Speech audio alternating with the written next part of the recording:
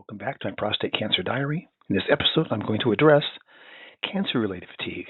Well, in particular, the combination of cancer-related fatigue and overtraining syndrome. Because I'm tired, but I'm headed for Unbound Gravel 200-mile race on May 30. Stay tuned. So, I'm tired. What am I going to do about it?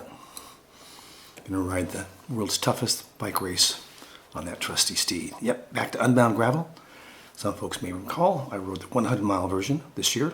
I'd signed up for the 200-mile version, but a combination of cancer and a respiratory infection put me off my bike for 2 months this year, January and February.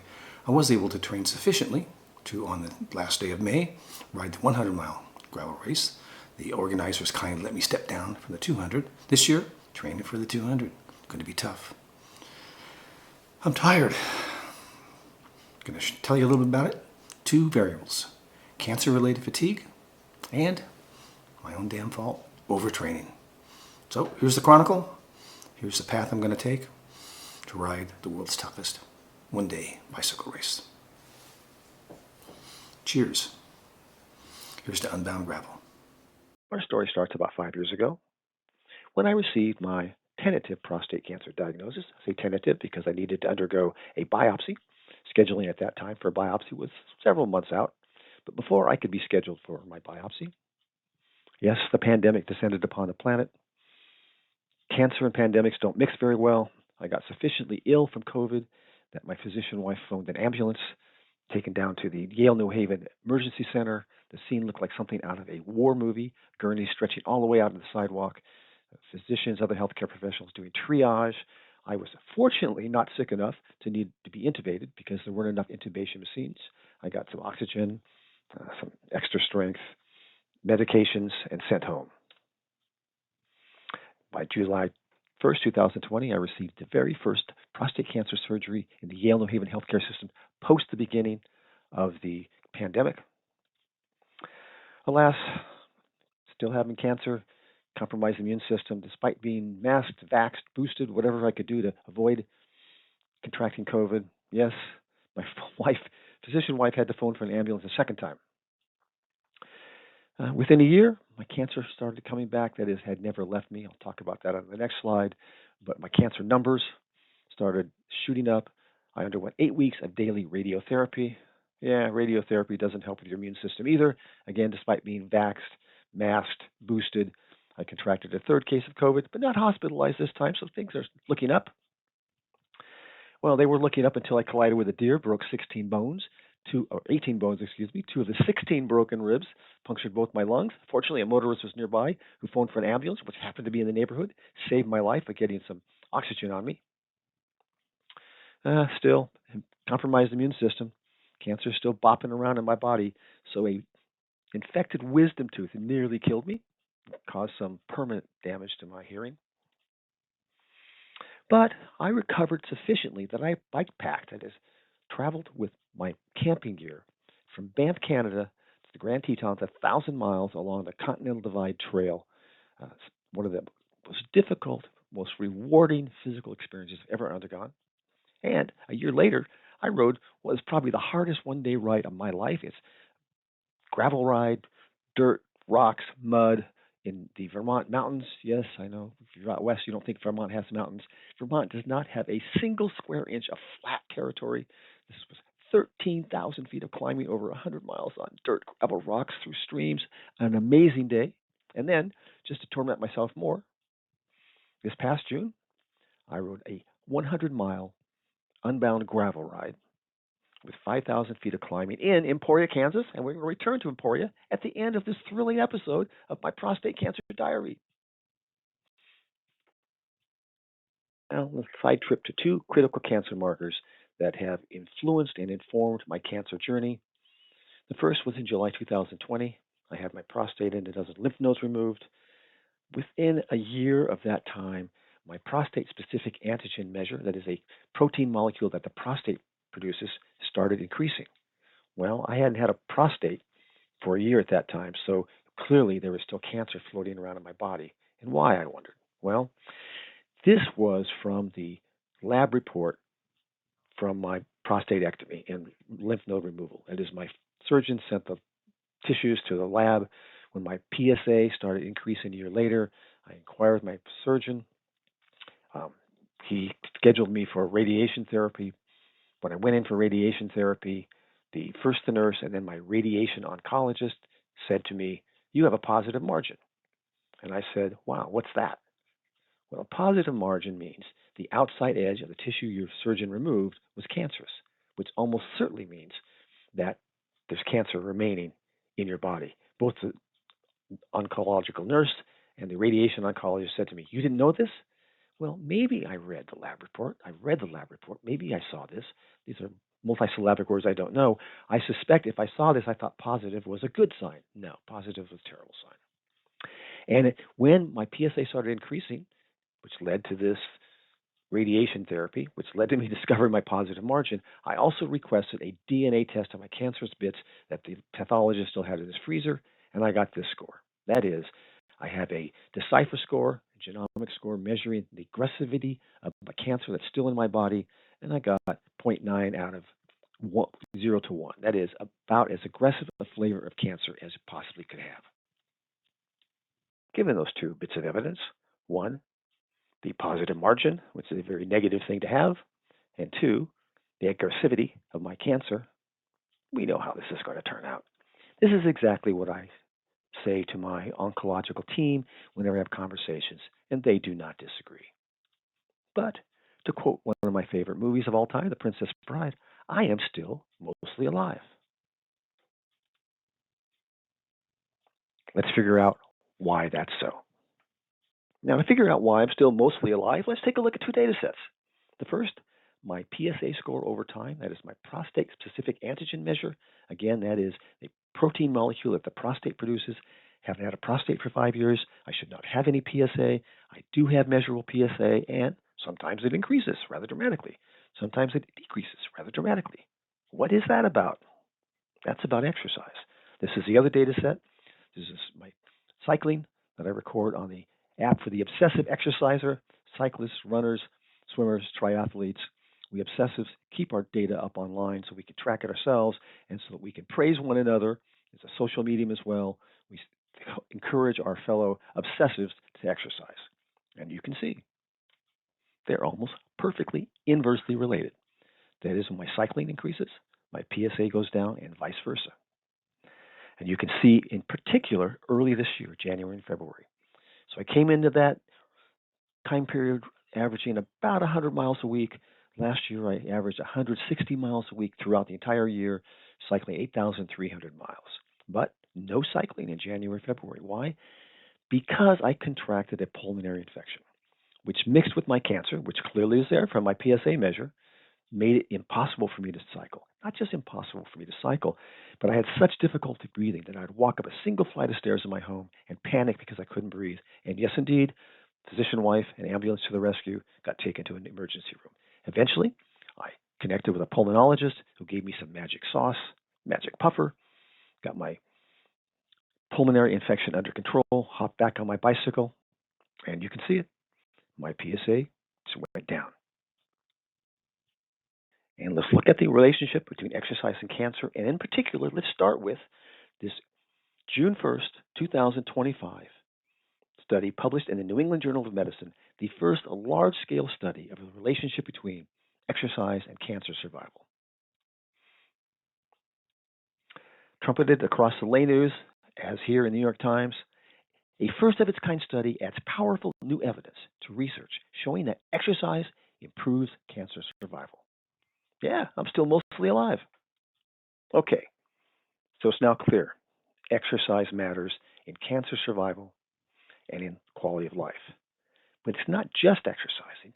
You don't go pedaling along quietly.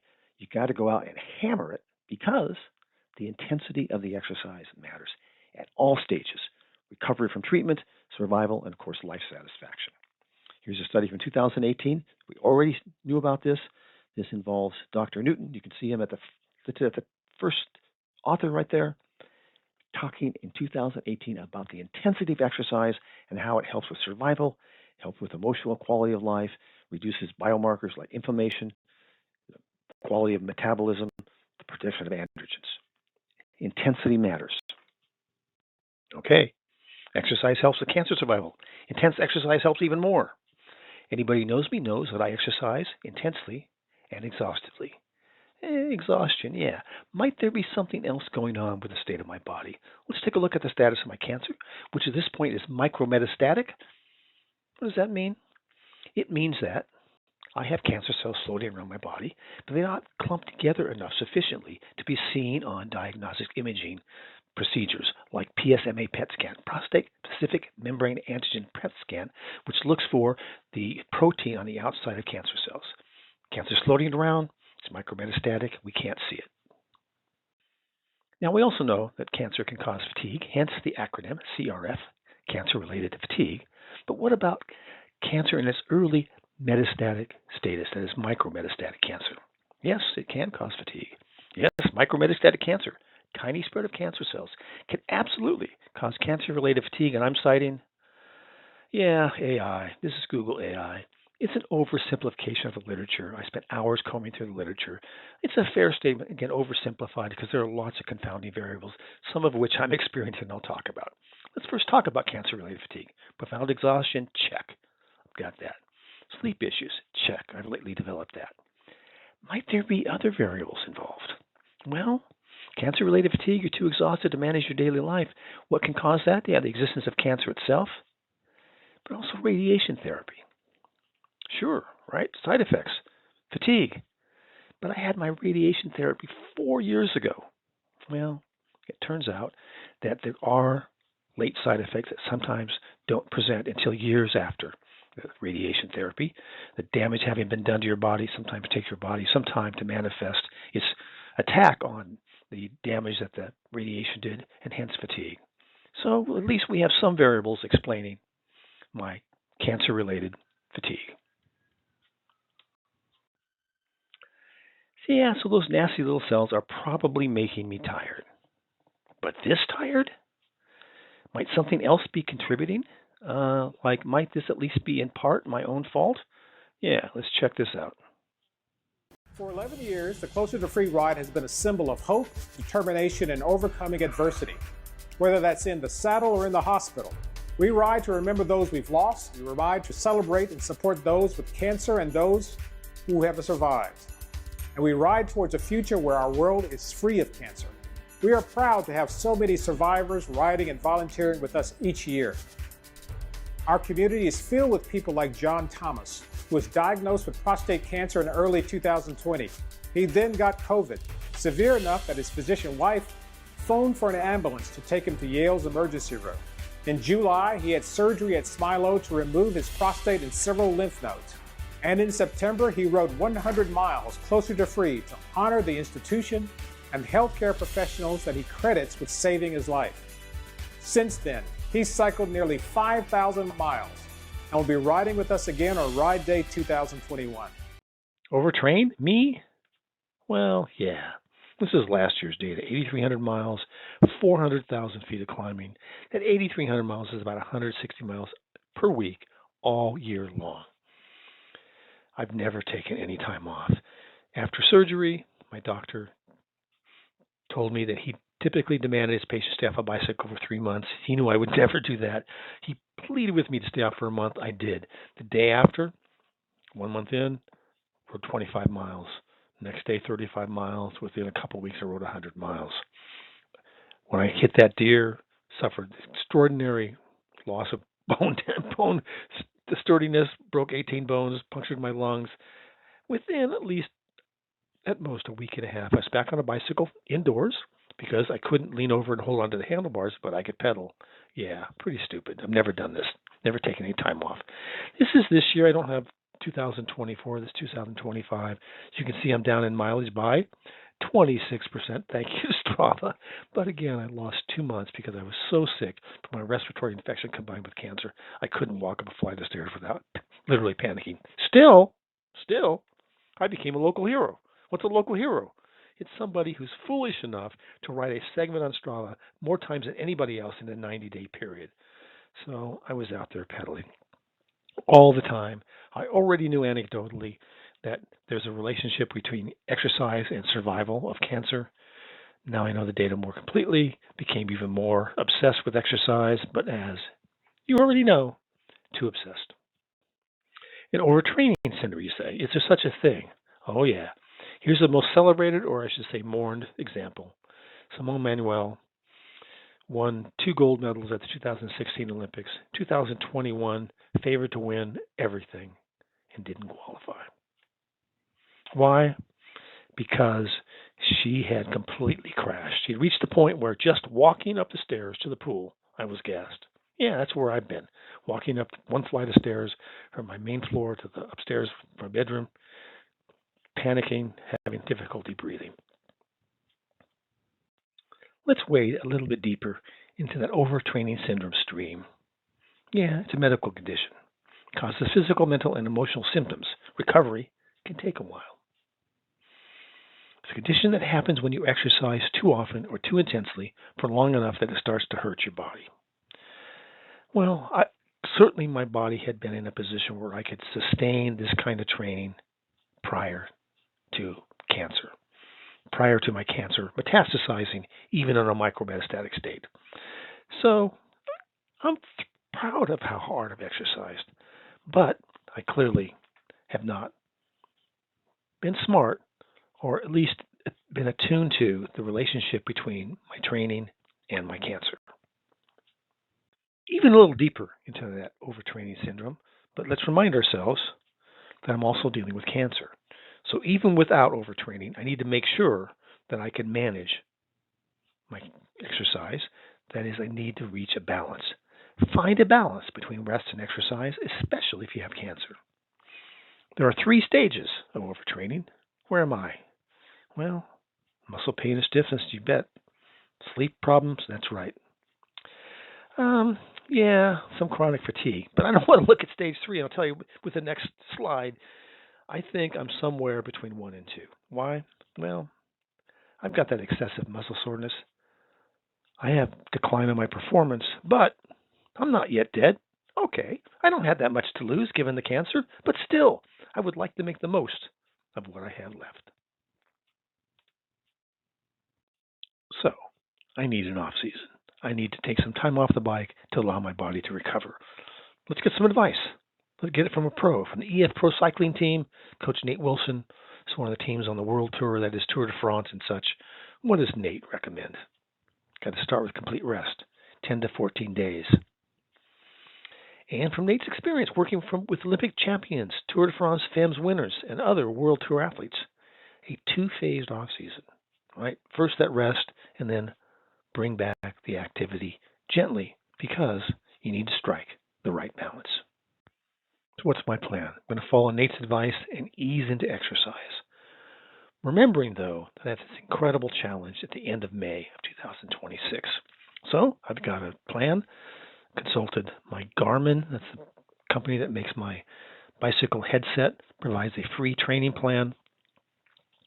I'll ease into exercise all the way through December, taking the 2 weeks off, and then January, mid-February, I'll start up on the Garmin plan. My March, I'm riding at most 3 hours. I'll put this in perspective. Over the summer, every weekend, I ride a 100-mile ride, which is pushing 7 hours, between 6 and 7 hours, depending on how hard I ride. In my community, my area of the world, it's about 100 miles has about 5,000 feet of climbing, and I hammer it, every single time. March, I'm alternating hard and difficult days, easy and difficult days. See, I still got that mindset, hard and difficult. No, got to go easy and difficult. And I'm going to max out at around 3-hour ride. April, going to max out again around a 5-hour ride this time. By May, I'm going to have a couple harder rides. About a week before, I'm going to have an hour and a half ride. That's the hardest I'm going to go. And I need to remember that in mid-March, I'm going to ride another 100-mile gravel/dirt/mud race, again in the Midwest, it's in Oklahoma. So I think the training plan will work. And so the details, I'm consulting with a professional, and I'm trying to listen to my body, really, and taking to heart, not from the exercise experts, from the cancer experts, the need to find a balance between rest and exercise. But am I going to lose the intensity in my life, in my personality? Alas, no. I've always exercised intensely. I'm going to continue doing it because I ain't going gently into that night. Yeah, I'm going to keep on pedaling as though my life depends upon it because, yeah, it does.